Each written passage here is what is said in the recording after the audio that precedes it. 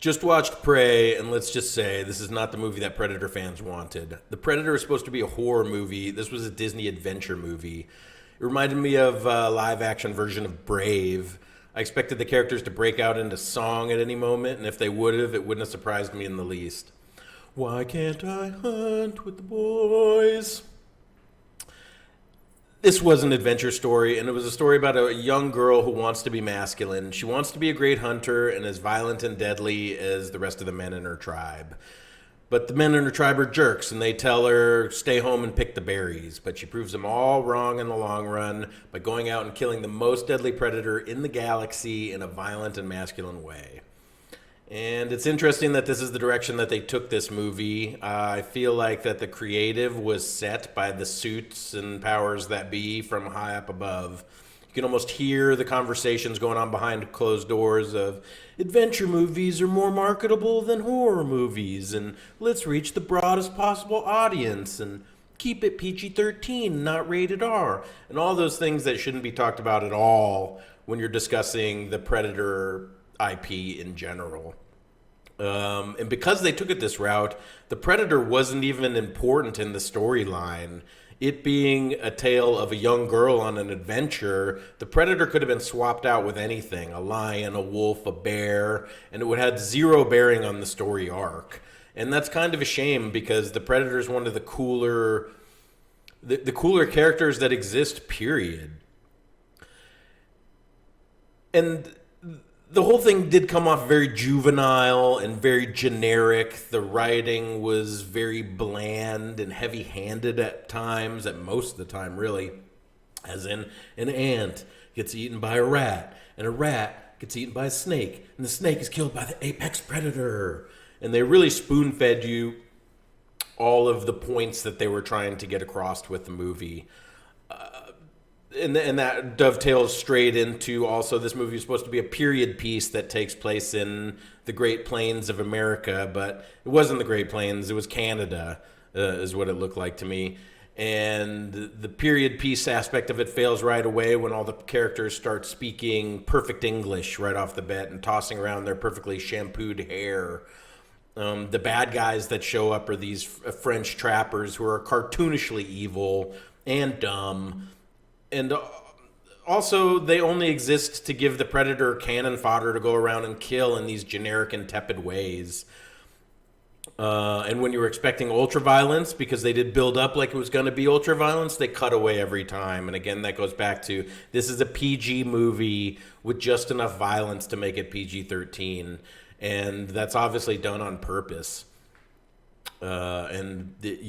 The end result is something very bland, generic, and middle of the road. As far as the art goes for this movie, though, everyone did an excellent job. The production teams, the artists that work on it, kudos to you. The movie looks great and is done at such a high level. The concept artists and the different artists that worked on the Predator himself, great. He's so badass. He looks so cool. The helmet is awesome. His gadgets are awesome. He's kick-ass every time he shows up in the movie.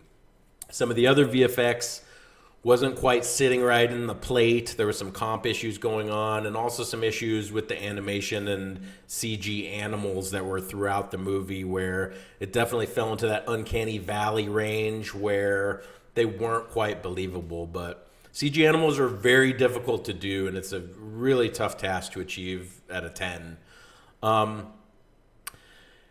And this is just the wrong way to look at this IP in general. The way they treated it and the direction they took it with it creatively is just bad. If I had a magic wand and you gave the IP to me to do whatever I wanted with it, and I can have carte blanche to make my own decisions, what I'm going to do is I'm going to make it rated R. It's going to be gritty. It's going to be realistic. It's going to be a horror film. I'm going to have Nicholas Winding Refn direct it, or Guillermo del Toro. The Native Americans are going to speak in their native tongue the entire time.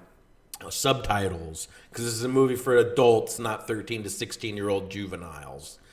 And the story arc could have more or less remained intact in my mind. It was just so over the top and heavy-handed is what made it bad, where, you know, I can see a movie where the male hunters are going out and not coming back. And it happens so much that then our main character is forced to leave the camp and go investigate. And we could have even had some of those moments of, staying, that she wants to go hunting too, but they tell her to stay in camp, and kind of, toxic masculinity. But then eventually she does need to leave the camp because the male hunters aren't coming back. And what we find is mysterious, gory totems. And this format, the movie can almost be a silent horror movie. We don't need excessive dialogue. And we don't need to see the predator for that matter. The predator is this stealthy, silent apex predator hunting the prey, hence the active camo. You're not supposed to see him. He's supposed to be a mystery. And as our main character explores and goes deeper into the woods, things get creepier, more horrific, stranger, almost psychedelic as we get into the deep woods. And ultimately we end up with a showdown at the end of the movie where the predator reveals himself. And our main character should defeat him with her wits and cunning rather than her masculine physical energy. And, in my version, the main character could even die at the end as far as I'm concerned, but maybe wounds the predator enough where he has to return to his world.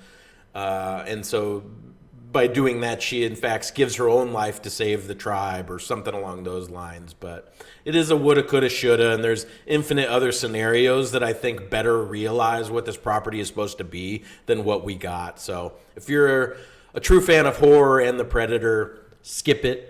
If you're a 12 to 14-year-old juvenile that's into video games, this might entertain you for 20, 30 minutes.